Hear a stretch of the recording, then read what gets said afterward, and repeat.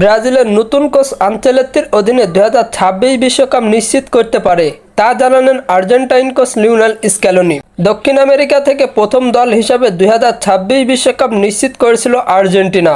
এবার সেই তালিকায় যুক্ত হলো চিরপ্রতিদ্বন্দ্বী ব্রাজিলও। বাছাই পর্বের শুরুতে কিছুটা ধুঁকলেও শেষ পর্যন্ত দুর্দান্তভাবে ঘুরে দাঁড়িয়ে বিশ্বকাপের জায়গা করে নিয়েছে সেলেসাওরা।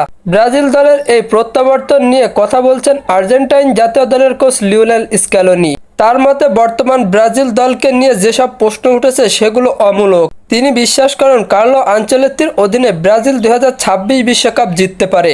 স্ক্যালোনি বলেন, 2022 বিশ্বকাপের আগে আর্জেন্টিনা দলেরও ছিল এমন করুণ অবস্থা, কিন্তু আমরা দেখেছি ঐক্য, পরিশ্রম এবং ভালো নেতৃত্ব কী করতে পারে। এখন ঠিক তেমনই একটা সময় পার করছে ব্রাজিল। আনচেলত্তির মতো অভিজ্ঞ ও সফল কোচের অধীনে তারা ভালো কিছু করবে। বিশ্বকাপ বাছাই পর্বের শুরুটা ভালো হয়নি ব্রাজিলের।